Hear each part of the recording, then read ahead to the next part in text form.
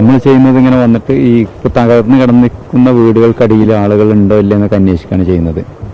കുറെ വീടുകൾ അതിന്റെ റൂഫോട് കൂടി അമർന്ന് കിടക്കുകയാണ്. അപ്പൊ അതിനുള്ളിൽ കുറെ ആളുകളുണ്ട്. താഴെ ഭാഗത്തുള്ള വീടുകളൊക്കെ ആളുകൾ ഒഴിഞ്ഞു പോയിരുന്നു. അപ്പൊ അവരൊക്കെ ഒഴിഞ്ഞ് നേരെ മുകളിലുള്ള വീട്ടിലേക്കാണ്. ഇത്ര മുകളിലേക്ക് വെള്ളത്താൻ സാധ്യതയില്ല നിലയ്ക്ക് ഇവിടുത്തെ പ്രദേശവാസികൾ അങ്ങനെ പറഞ്ഞത്. അപ്പൊ അത് കാരണം തന്നെ മുകളിലുള്ള വീടുകളും തകർന്നു പോയി. ഒരിക്കലും പ്രതീക്ഷിക്കാത്ത ഭാഗമാണ് ഇതൊക്കെ.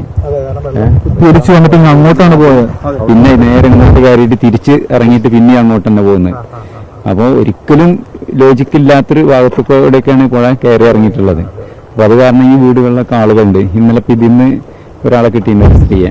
അവരുടെ ഒരു മോനും ഇനി അവരുടെ വൈഫും 2 കുട്ടികളും കിട്ടാനുണ്ട്. 5 പേരിൽ ഒരാളെ കിട്ടിയിട്ടുള്ളൂ. ഇനി 4 പേരെ കിട്ടുന്നുണ്ട്. അപ്പൊ അതിന്റെ സെർച്ചിങ് കാര്യം ഇന്നലെ വൈകിട്ട് രാത്രി വരെ നടന്നത്. ഇനിയിപ്പോ അതിന്റെ ബാക്കിയാണ് ഇന്ന് ഇവിടുന്ന് തുടരുന്നത്.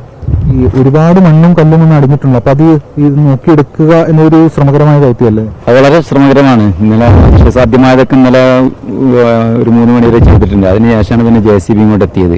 പിന്നെ JCB ആണ് പിന്നെ മാന്തി ഒഴിവാക്കുന്നത്. അപ്പൊ അതില് വളരെ അപൂർവമായി ആളുകൾ ശ്രദ്ധിച്ചു നോക്കിയും കിട്ടുന്നതൊക്കെയാണ് നമ്മൾ എടുക്കുന്നത്. JCB ഉപയോഗിക്കുന്നതിൽ പോലും ഇത് ഏത് ഭാഗത്താണ് ആദ്യം ലൊക്കേറ്റ് ചെയ്യാതെ അത് ചെയ്യാൻ പറ്റില്ല. മാത്രമല്ല പക്ഷെ കല്ല് ഉൾപ്പെടെയുള്ളതുകൊണ്ട് JCB കൊണ്ട് ഇപ്പൊ കാര്യമായിട്ട് ചെയ്യുന്ന ഈ വലിയ വലിയ ഈ കോൺക്രീറ്റ് സ്ലാബുകൾ ഉണ്ടല്ലോ, അത് പൊക്കി മാറ്റുക എന്നുള്ളത്. ഇന്നലെ ഉച്ചവരെ ചെയ്തിരുന്നത് മാൻ പവർ ഉപയോഗിച്ചിട്ട് കട്ട് ചെയ്തിട്ട് കയറ് കെട്ടി വലിച്ച് മറിച്ചിട്ട് കയറി ഇന്നലെ ഉച്ചവരെ പക്ഷേ ടൂൾസ് ഒന്നുമില്ല. ഞങ്ങൾ ടൂൾസ് എടുത്താണ് അവർ കട്ട് ചെയ്തത്.